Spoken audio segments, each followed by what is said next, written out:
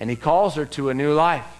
Does he say, oh, it's okay, adultery, it's been a few thousand years and I realize people are really struggling with that one. I just decided it's not that big a deal anymore.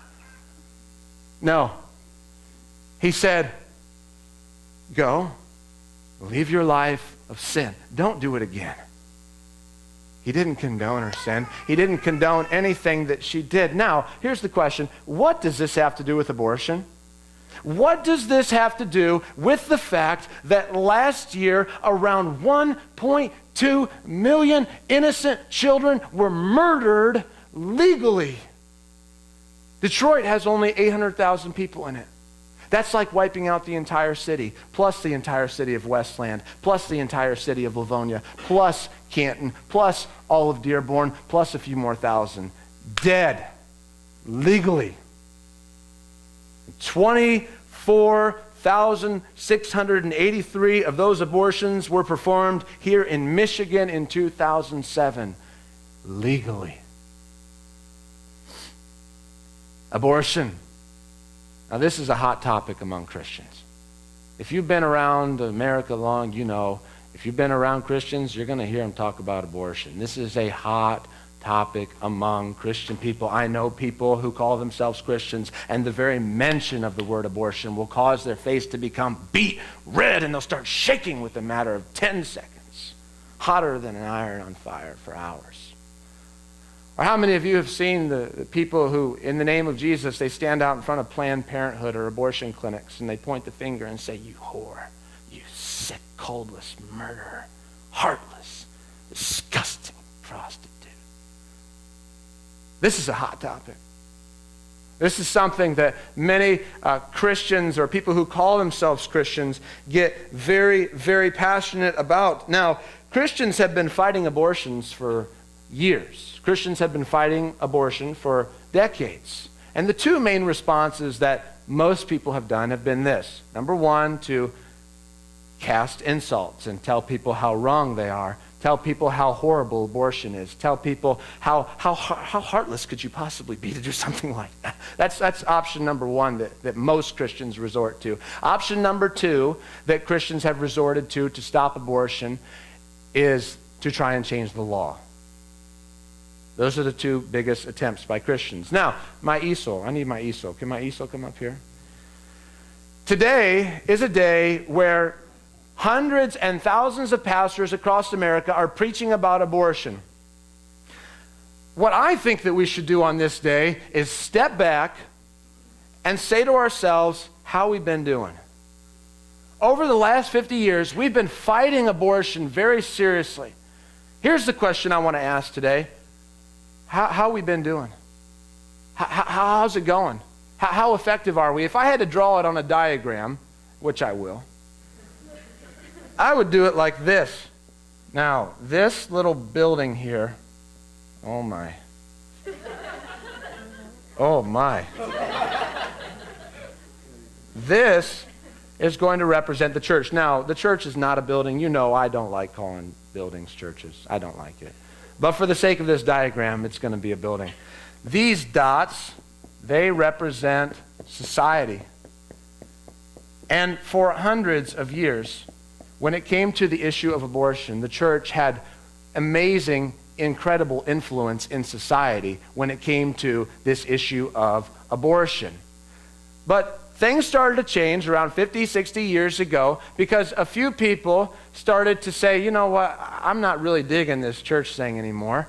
And they started to kind of go this way, and some of them went that way, and some of them came over here and went like that, and some of them did that. And people were leaving the church by the multitudes. The church was losing influence in society big time. Now around 50, 60 years ago, a lot of Christians, they didn't really care. They said, that's fine. We'll go over here. It's fine with us. You guys are pagans. You're going to hell anyway. We'll have our own little worship service, sing Kumbaya all day long. I mean, that's fine. We get rid of all that garbage. Fine with me.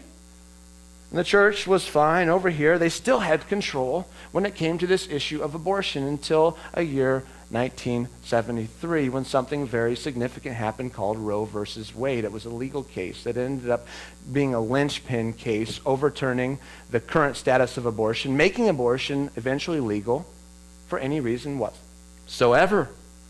And the church got very scared. They got very upset. So they said, we got to stop this. We got to stomp this abortion movement out. So they did what comes natural to many religious people, is they start throwing stones, saying, you disgusting people, I can't believe you think the way you think. You're so awful and horrible, you baby killers, you cold-hearted, cold-blooded murderers. And what happened? Well, the people who were pro-choice, and this is generalizations, not all Christians are pro-life, but most are. Not all non-Christians are pro-choice, but most are. Generalizations, they're fairly accurate. What did the pro-choice people do who were anti-church? They said, I don't really like being stoned very much, so I'm going to get even farther away from the church. And farther, and the church got very, very scared. They said, what are we going to do now? Many Christians said our best option is this. We should put our hope in the government. We should put our hope in the laws being changed. So they turned to a party called the Republican Party. And this group said, I'm going to turn to this other party called the Democratic Party. And these are generalizations, but they're fairly accurate. And the more the church put their hope in the government, the less they lost influence, the more they lost influence in society. Esau, you guys can step down. Back to our story in John chapter 8. You've got a group of men who believe they are very passionate about truth. They are very passionate about righteousness. They are incredibly passionate about justice. And here's what they do, because they're going to prove Jesus isn't God. So here's what they do. They get a woman who is a sick and twisted adulteress in horrible sin, punishable by death.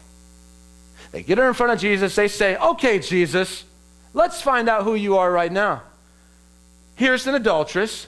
Now, we all know God hates adultery, and he says that these people should be killed. We hate adultery. We think this woman should be killed. What do you think, Jesus? And they throw the ball in Jesus' court. Now, this is not a very smart thing to do for religious people. You don't want to throw the ball in Jesus' court. Something bad's going to happen for them.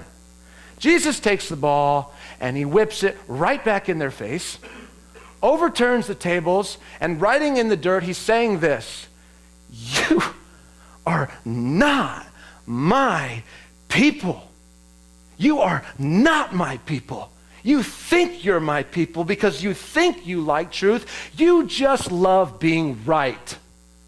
And you get together with all these little people, and you get together in your little buildings, and you talk about how right you are. But you know what? This woman, she doesn't want anything to do with you. And you know what? All the people who think like her, they don't want anything to do with you.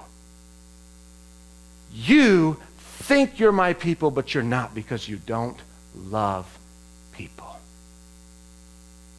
You love your ideas, but you don't love people.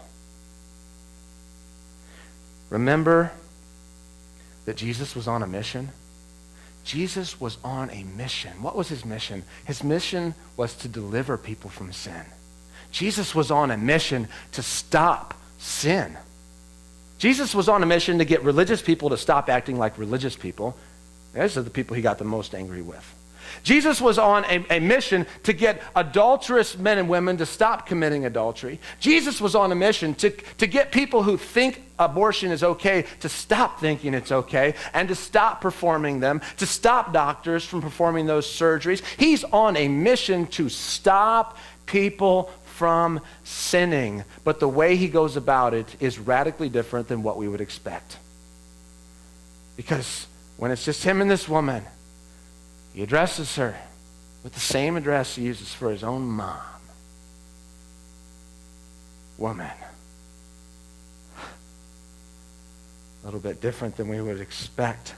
He treats her with love. He treats her with respect. He says, I'm not here to throw stones at you. But he doesn't condone her sin. He says, leave your life of sin. Jesus hated sin. Jesus hates sin, but he loves sinners.